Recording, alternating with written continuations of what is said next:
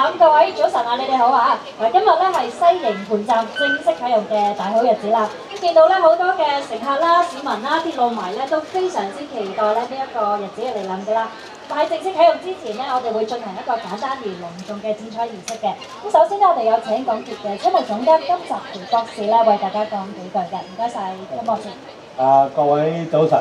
再次多謝大家咧，今日又係真係晨咁早咧，又嚟到同我哋一齊見證呢個西營盤站嘅開通。我哋港島線嘅西延咧，實在西延線咧，實在係好受我哋市民嘅歡迎。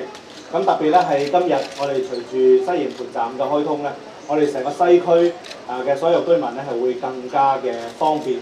咁我喺呢度咧借呢個機會咧係再次感謝我哋西區區議會啦，同埋我哋西區所有嘅居民喺我哋呢個建造嘅過程裏邊，因為我哋建造咧實在都有啲難度嘅。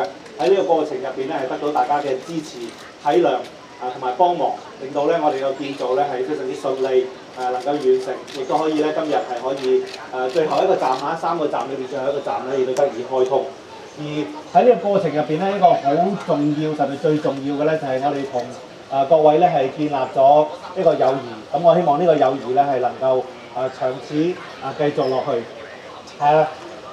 我哋港鐵包括咗我自己同我所有嘅同事，我哋都會繼續全心全意嘅為我哋嘅市民提供一個安全、可靠、方便、快捷嘅服務。多謝大家。好，唔該晒金博士。咁啊都稍留步啦，因為咧接住咧就會我哋進行一個剪彩儀式。有請咧另外幾位嘅主禮嘉賓啊，我哋今日非常開心，咁請到中西區區議會主席葉永成先生啦。另外咧仲有中西區民政事務專員周海橋女士。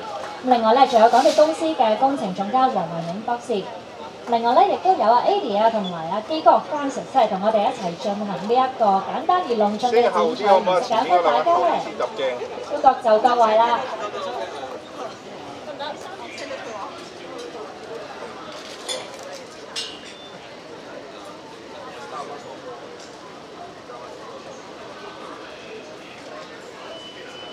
好，大家好啊，好先啊，望鏡頭少少先。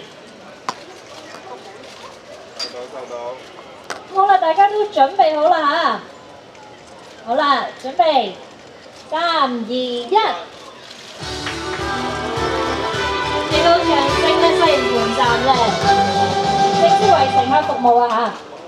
跟住咧，我哋咧就請幾位主禮嘉賓可以過到嚟呢一邊咧，稍等啊，我哋 hold 住個牌，再影嗰張相先。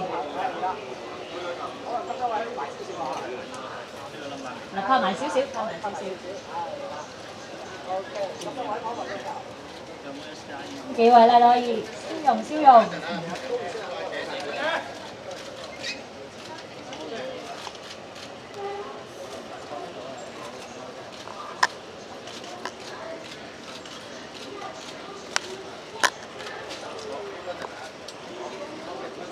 好，唔該晒。好啦，麻煩幾位主禮嘉賓可以嚟到呢邊嘅位置稍等一下。咁啊，傳媒朋友咧亦都可以準備咧去到你哋嘅左手邊嘅位置，可以先。